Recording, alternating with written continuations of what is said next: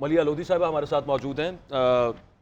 بہت شکریہ, thank you very مچ میم, آپ نے وقت دیا. ہم بات کر رہے تھے کہ S C O can offer a lot of opportunities in terms of bringing economic stability, یا وہ پیس کے حوالے سے ہو معاملہ یا ڈپلومیٹکلی ہو.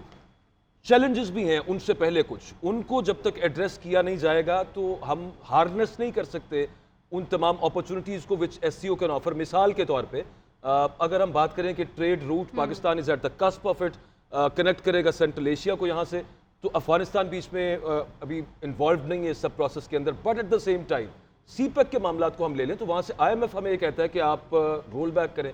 یہ بھی پچھلے دنوں کی بات ہے, اسپیشل اکنامک زونز انہوں نے رول بیک کروا دیے. تو we are stuck somewhere between, ہم درمیان میں پھنسے ہوئے ہیں کہ مطلب یہاں سے ہم نے ایس سی او کی طرف پورا اگر فائدہ لینا ہے تو ادھر سے تھوڑا سا امریکہ کو بھی ہم نے ساتھ راضی رکھنا ہے, خوش رکھنا ہے, یا اس کی اگریمنٹ کے ساتھ یہ معاملات چلیں گے. ہاؤ ڈو یو سی دس, کیا کیا چیلنجز ہے؟ سب سے پہلے ان پہ بات کر لیتے ہیں. دیکھیں, کوئی ہم یونیک پوزیشن میں تو نہیں ہے نا, تو ہر ملک کے سامنے چیلنجز ہوتے ہیں, ہمارے سامنے ذرا زیادہ ہیں, اور اس کی وجوہات کچھ تو آپ نے خود بھی بیان کر دی ہیں.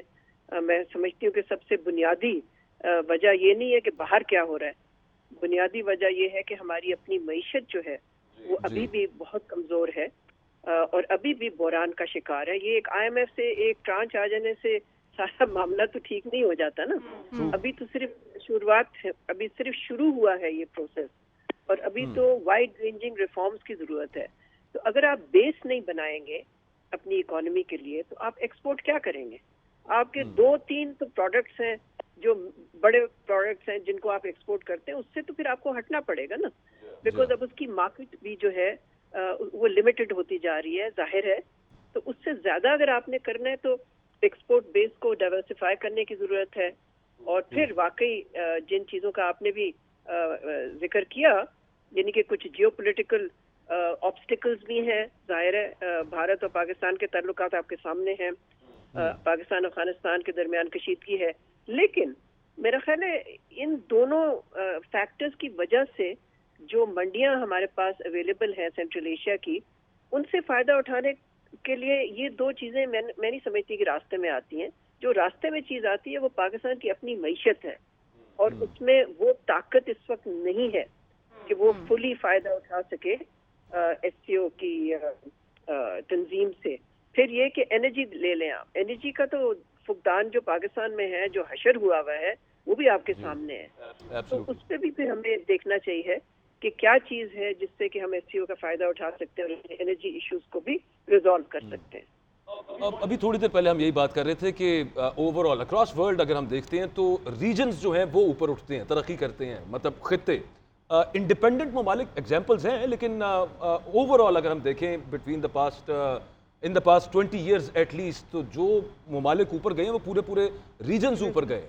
Same is the case can be with Pakistan, اور اسپیشلی یہاں پہ میں افغانستان کو اس میں اس وجہ سے انکلوڈ کرنا چاہتا ہوں کہ افغانستان کے اندر امن ہوتا ہے, پیس ہوگا تو پورے خطے میں ہوگا, ورنہ نہیں ہوتا. اور Afghanistan is not participating this time round in S C O conference, یہاں پہ سمٹ پاکستان میں. کیا بہتر نہیں تھا کہ ہم ذرا ایک ایکسٹرا مائل جا کے ہمیں ان کو بھی بیچ میں انوالو کرنا چاہیے, تاکہ وہ جو آپ وسط ایشیا کی منڈیوں کی بات کر رہے ہیں, کیا نہیں, لیکن ایک ایکسٹرا مائل ہم جا کے ان کو کرتے بیچ میں انوالو, تاکہ وہاں تک بائی روڈ یا بائی لینڈ جو رسائی ہے ملیہ لودھی صاحب وہ زیادہ بہتر ہو جائے. تو چلیں جو کچھ بھی ہم ایکسپورٹ کر سکتے ہیں وہ ذرا اس کے اندر اور ایز آ جائے گی اگر افغانستان از اے پارٹ آف اٹ. میں نہیں سمجھتی کہ افغانستان کا نہ ہونا یا ہونا اس سے کوئی بہت ہی ہماری کوئی گیم چینجر ہے. میں نہیں سمجھتی, ایسی تو کوئی بات نہیں ہے. ٹھیک ہے, وہ ایک فیکٹر ضرور ہے, لیکن دیکھیے ان منڈیوں کا میں جس کا ذکر کر رہی تھی پہلے, ان کا فائدہ اٹھانے کے لیے آپ کے پاس کچھ ہونا بھی تو چاہیے نا. تو آپ جتنے مرضی لینڈ روٹ بنا لیں اور سڑکیں بنا لیں اور ریلوے ٹریکس بنا لیں, مگر ان پہ بھیجیں گے کیا آپ؟ یہ بھی تو سوال ہے نا. وہ سوال, اس کا جواب پہلے ہمیں چاہیے. پاکستان کی ایکسپورٹ بیس بہت نیرو ہے, بہت لمیٹڈ ہے, بہت محدود ہے. ابھی تک جو 2-3 ہی میجر ایکسپورٹس ہیں پاکستان کے, تو ہمیں تو اس پہ تھوڑا سا توجہ دینی چاہیے.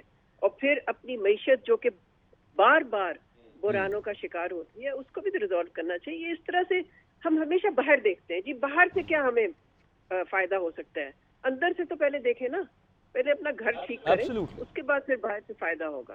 بالکل ٹھیک بات ہے. ہم جب انویسٹمنٹ کی بات کرتے ہیں تو پھر اس میں ایک اور چیز یہ آ جاتی ہے کہ ہم گورنمنٹ ٹو گورنمنٹ یا مطلب اسٹیٹ ٹو اسٹیٹ انویسٹمنٹ کی تو سوچ رہے ہوتے ہیں کہ شاید یوں ہو جائے, جب تک ہمارا پرائیویٹ سیکٹر یہاں پہ انویسٹ نہیں کرے گا تو پھر تب تک آپ کسی اور سے بھی ایکسپیکٹ نہیں کر سکتے. پوری دنیا کے اندر یوں ہی ہوتا ہے. خیر anyways thank you very much. Maleeha Lodhi صاحبہ ہمارے ساتھ موجود تھیں.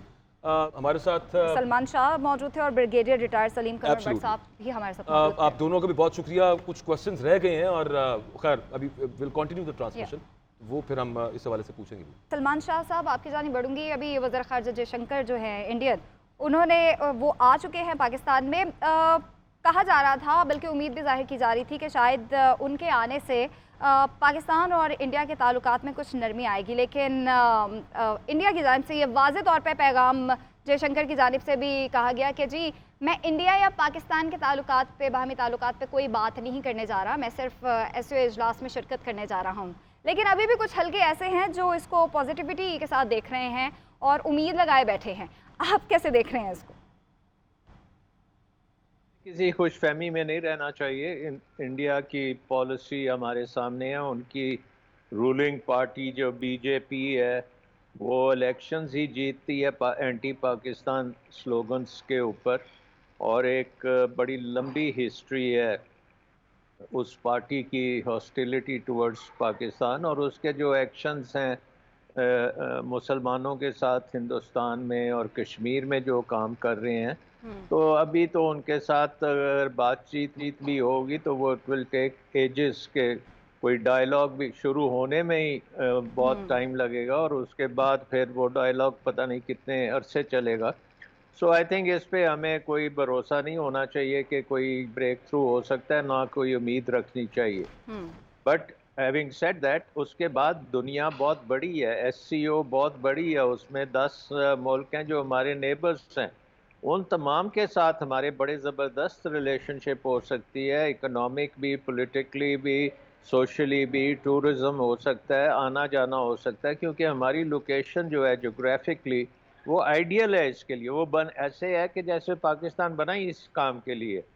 سو مین چیز یہ ہے کہ پاکستان کے پاس بہت بڑے اپرچونٹیز ہیں, بٹ ایشو سارے چیلنجز کے ہیں کہ کیا ہم یہ رول ادا کر سکتے ہیں. نمبر 1, اگر ہم اب دیکھیں کہ امریکہ اور چین کا ایک قسم کی کمپٹیشن ہے, بہت زیادہ کمپٹیشن. میں یہ نہیں کہوں گا کہ وہ کولڈ وار ہے, بٹ کمپٹیشن بہت زیادہ ہے. وہ آپس میں ابھی بھی بہت زیادہ ٹریڈ کرتے ہیں. تو آئی تھنک کہ پاکستان ایک بالکل بڑی اچھی جگہ بن سکتی ہے کہ امریکہ چین کے, کم از کم چین اور سینٹرل ایشیا کے ساتھ کنیکٹیوٹی پاکستان کی کو فائدہ امریکہ کو بھی ہو سکتا ہے ان ٹرمز آف اکنامک کوآپریشن اور انویسٹمنٹ اور ایکسپورٹس امپورٹس وغیرہ. لیکن اور سر آنا امریکہ کی جانا جانب سے بڑے سینکشنز لگائے گئے ہیں, بھارت پہ بھی ہیں, اور اگر ایران پہ دیکھا جائے جتنے بھی یو ایس ایلیز ہیں ان پہ بڑے سینکشنز لگے ہوئے ہیں. ہاں, لیکن وہ سینکشنز چائنا کے ساتھ ٹریڈ کرنے پہ نہیں لگے ہوئے, وہ اور وجوہات سے لگے ہوئے ہیں. ایران کے اوپر جو سینکشنز ہیں وہ ان کے بائیلیٹرل ریلیشن شپ پہ ہیں, لیکن وہ چائنا کے ساتھ خود ٹریڈ کرتے ہیں.